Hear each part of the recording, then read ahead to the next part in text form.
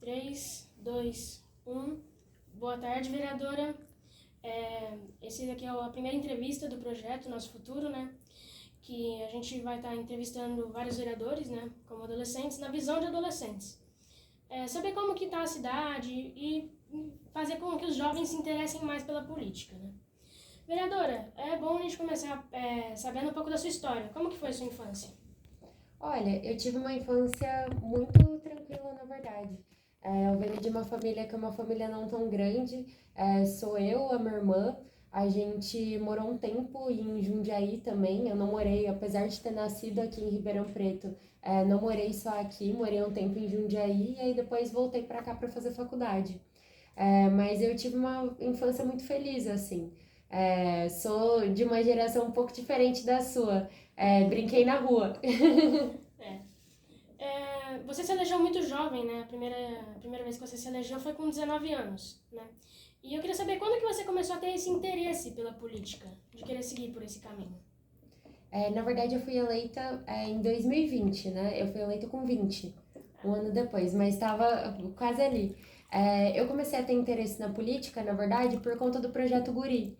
O Projeto Guri, ele é uma das maiores políticas culturais que a gente tem dentro do estado de São Paulo. Ele faz o atendimento de 40 mil jovens por ano. É muito legal. E aí ele oferece aula de música gratuitamente para as crianças, inclusive deixa levar o instrumento para casa, que é algo que fortalece o acesso à cultura. Só que uns anos atrás, o Guri sofreu um corte. E aí começou uma mobilização dentro do projeto para que a gente se movimentasse para conseguir garantir que todas as crianças continuassem tendo acesso ao projeto, para conseguir garantir recursos para que ele continuasse funcionando. E essa foi a primeira vez que eu descobri quem era o secretário de cultura da época. Comecei a entender que tinham pessoas que estavam ali dentro da política que estavam tomando decisões que me impactavam diretamente e que era importante eu saber o que essas pessoas estavam decidindo. Então esse foi a primeira faísca que me fez entender que é importante ser cidadão, sabe? Que legal. Eu faço parte do Projeto Guri, eu faço aula lá e é realmente muito, muito bom. Que legal. Quando você se elegeu, o que você defende aqui na Câmara e, assim, na política em geral? O que você defende, principalmente? Sobretudo, construir uma cidade da periferia ao centro. Então, o nosso maior objetivo aqui dentro da Câmara Municipal é dar voz para as pessoas que geralmente são esquecidas. E isso é muito importante porque a gente tem uma cidade que é uma cidade muito bonita, que ela é muito rica, mas ela também é muito desigual.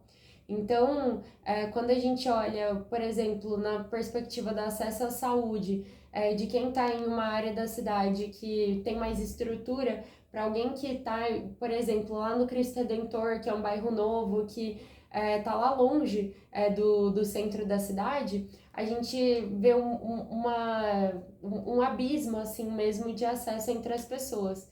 E aí o nosso trabalho aqui é fazer com que a prefeitura exista para todo mundo, tentar fazer com que os serviços, o acesso ao que é público seja igual para todos. E aí isso vem na pauta da pessoa com deficiência, isso vem na defesa dos direitos humanos, na defesa da moradia e por aí vai. Interessante. E a vereadora tem algum projeto aqui na Câmara que está sendo tratado sobre qualquer assunto, assim? Você tem alguma ideia que você pretende propor? Ou alguma que já está sendo tratada na Câmara? Posso falar sobre a que foi aprovada mais recentemente e aí eu falo sobre uma que está tramitando agora. A gente teve uma muito legal que foi aprovada, que é sobre acessibilidade. Infelizmente, esse ano, quando estavam buscando alguns lugares para serem a Casa dos Conselhos, se acredita que eles estavam cogitando colocar em prédios os conselhos municipais que tem o conselho do idoso, o conselho da pessoa com deficiência, queriam colocar os conselheiros dentro de um prédio sem acessibilidade. O aluguel, foi cogitado alugar-se um prédio que não tinha acessibilidade, era assim, quase todo mundo que a gente falava dizia que era certo que seria aquele prédio que seria alugado. Então, a gente fez um projeto de lei para proibir a prefeitura de alugar prédios sem acessibilidade. E esse projeto foi aprovado aqui na Câmara Municipal e ele foi sancionado pela Prefeitura. Então agora é lei aqui no município, a Prefeitura não pode mais alugar prédios que não tenham acessibilidade, que é o mínimo, né? Mas que infelizmente a gente precisa garantir por lei para impedir que isso aconteça. E a gente tem um outro projeto que é um projeto que é uma pauta muito séria aqui do nosso município, que é a questão da violência contra a criança ou adolescente por parte de quem está prestando algum serviço público. A gente tem alguns casos disso, principalmente em escola, né? Então, eu peguei um caso, por exemplo, que a gente está acompanhando desde o ano passado, de um funcionário que jogou o caderno do menino no chão, a carteira dele, jogou o caderno na parede, a carteira no chão e arrancou o menino pela gola, pela sala de aula.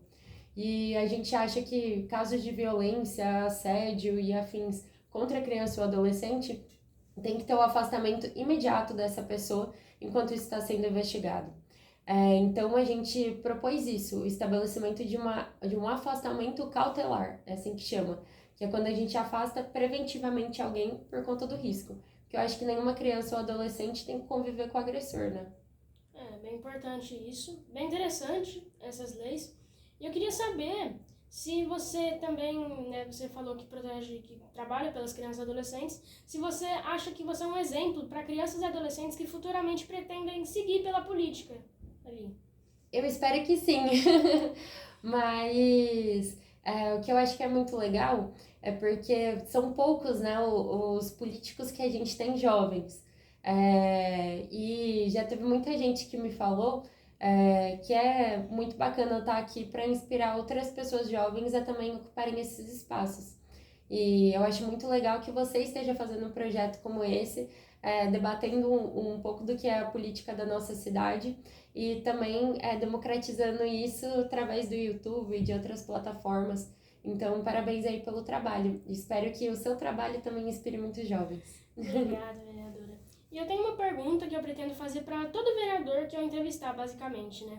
Que é como que a minha geração vai encontrar a cidade de Ribeirão Preto daqui a alguns anos, assim, quando a gente estiver entrando ali no mercado de trabalho ou começando ali a trabalhar pela cidade. A gente espera que seja uma cidade mais justa, igualitária, do que a gente tem agora e também mais sustentável. A gente precisa muito avançar no quesito da sustentabilidade dentro da nossa cidade.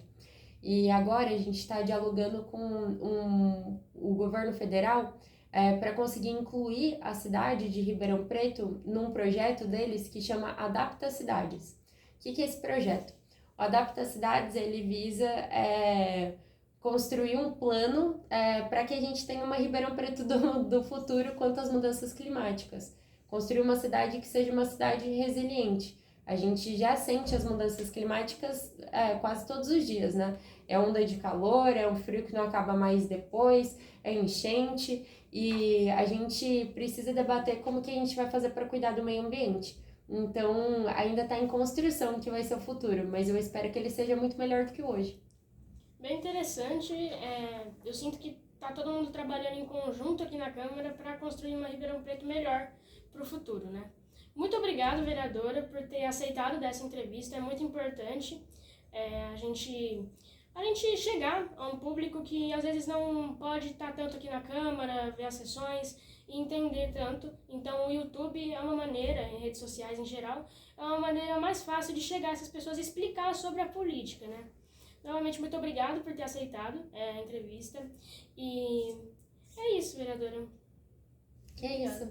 Eu que agradeço. Foi um grande prazer ter sido entrevistada por você. E parabéns pelo programa. Tomara que tenham boas entrevistas aí pela frente. Também espero. Obrigada.